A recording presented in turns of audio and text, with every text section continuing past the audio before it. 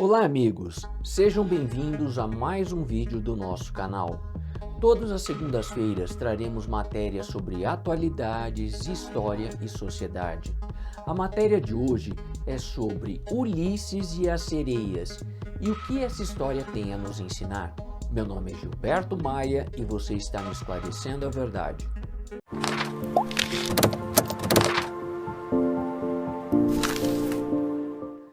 Amigos, Ulisses foi um grande herói da mitologia grega e passou por uma desafiadora situação da qual podemos tirar grandes e bons ensinamentos.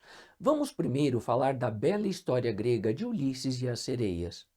A imagem que você está vendo é do quadro Ulisses e as Sereias, pintado no ano de 1891 pelo artista John William Waterhouse. Ele retrata Ulisses amarrado ao mastro de uma embarcação e sereias tentando seduzir ele e a sua tripulação.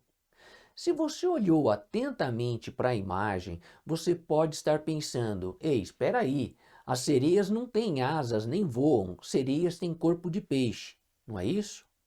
Atualmente, quando falamos de sereias, temos em mente um ser que é meio mulher e meio peixe, e que na mitologia elas eram chamadas de Nereides ao invés de sereias. Na mitologia grega, o que chamamos atualmente de sereias era um ser que era meio mulher e meio ave, e que eram chamadas de sirenes, mas que ao ser traduzido do grego para o latim, acabou se tornando a palavra sereia e gerado essa confusão. Na verdade, um nome mais apropriado para a história de Ulisses seria Ulisses e as Sirenes. Segundo a mitologia grega, as sirenes viviam na ilha de Capri. As sirenes diziam palavras que enlouqueciam os marinheiros, fazendo-os naufragar, batendo a embarcação contra os rochedos da ilha.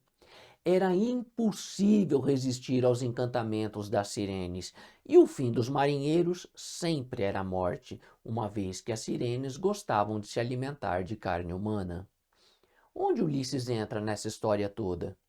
Ulisses, diferentemente de outros heróis gregos, ele não era um deus nem um semideus, ele era apenas um ser humano, mas de grande astúcia. Ulisses era o rei de Ítaca, uma das ilhas da Grécia. Aqueles que assistiram ao filme Troia, na qual o ator Brad Pitt fazia o papel de Aquiles, talvez se lembrem que devido ao fato de Paris, o príncipe de Troia, raptar Helena, a esposa de Menelau, que era o rei de Esparta, foi declarada uma guerra entre gregos e troianos. Esta guerra durou 10 anos e no final os gregos a venceram com o famoso cavalo de Troia, que foi mais uma das brilhantes e astutas ideias de quem? De Ulisses.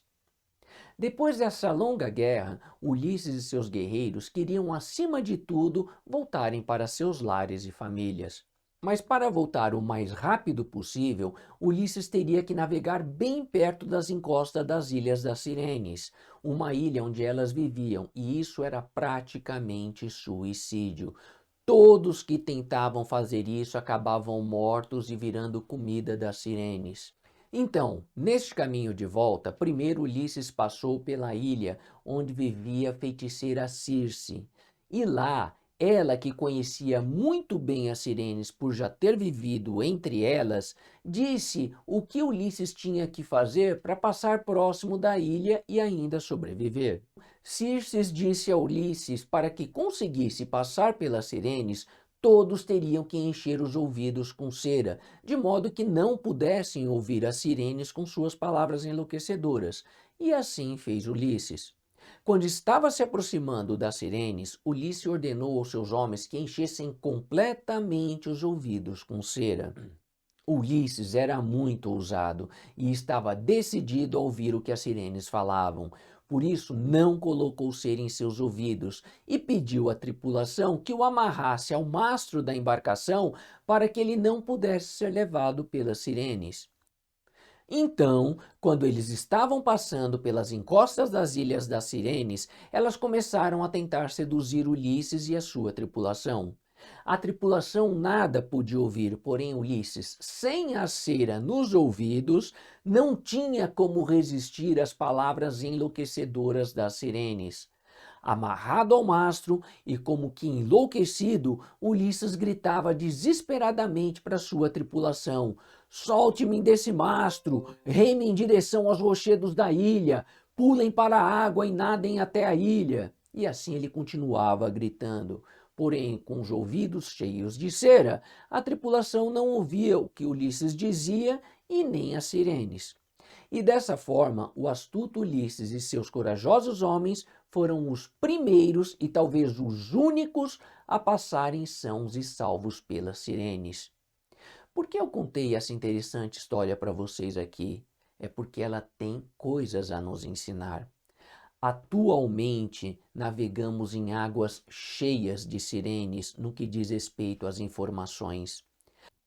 A grande mídia, querendo ou não, é frequentemente usada como meio de desinformação. E as redes sociais, em grande parte, são propagadoras de fake news. Hoje em dia, é difícil diferenciar o que é joio e o que é trigo em termos de informação. Certamente, os repórteres, analistas, especialistas e apresentadores querem fazer sim um bom trabalho em informar bem. Porém, eles apenas ecoam o que as fontes primárias de notícias passam aos meios de comunicação do mundo todo. E o que são as fontes primárias de notícias? São as que estão no topo da pirâmide da informação, e é onde as notícias e as informações mais importantes para o mundo surgem, e ali elas se disseminam até a base onde eu, você e todos estamos como receptores passivos dessas notícias. Por exemplo, as mais importantes notícias do mundo vêm de umas poucas agências internacionais de notícias. A versão dos acontecimentos vinda dessas agências é o que é noticiado nos meios de comunicação do mundo inteiro. Se essa fonte primária de notícias estiver sendo manipulada, então vocês podem imaginar, né? A cadeia inteira de notícias estará divulgando notícias manipulativas para o mundo inteiro, inclusive para nós. A premissa disso tudo é que as fontes primárias de informação, como por exemplo a OMS, são confiáveis, porém, se não são, isso tem um efeito devastador sobre todos nós, porque a notícia que chega a nós e sobre as quais tomamos decisões são enganosas. O problema é que as fontes primárias, aquelas que têm o poder de influenciar a vida de todos nós, de formar opiniões e até mesmo de mudar os rumos do mundo, estão a serviço de grandes interesses que, infelizmente, são contrários ao da humanidade. Muitas pessoas já começaram a perceber isso, outras acham que tudo isso é uma teoria da conspiração, outras preferem viver alienadas e longe dessas questões. Não estamos aqui para fazer a cabeça de ninguém, apenas para semear a dúvida que pode levar a questionamentos importantes. Talvez você diga, do jeito que você está falando, não dá nem para viver nesse mundo, nós temos que acreditar em alguém. Realmente é assim. Porém, devemos estar atentos porque há sereias e sirenes e elas estão em todas as partes quando se trata de informação. É preciso saber quem é joio e quem é trigo.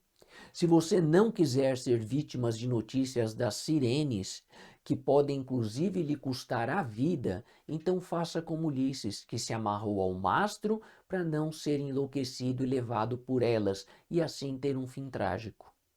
Na verdade, a maioria escolhe não colocar cera nos ouvidos e nem encontrar um mastro para se amarrar e continuam ouvindo as sirenes sem se preocuparem. Cada cabeça, uma sentença. Na história de Ulisses, o mastro representa a busca pela verdade.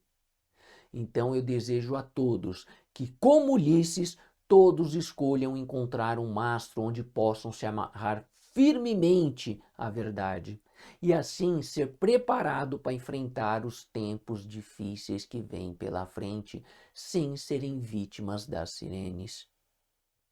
Isto é o que tínhamos a dizer na matéria de hoje. Se vocês gostaram, deem o seu like, Compartilhem com os amigos, se inscrevam no canal, deixem aqui os seus comentários e até a próxima matéria.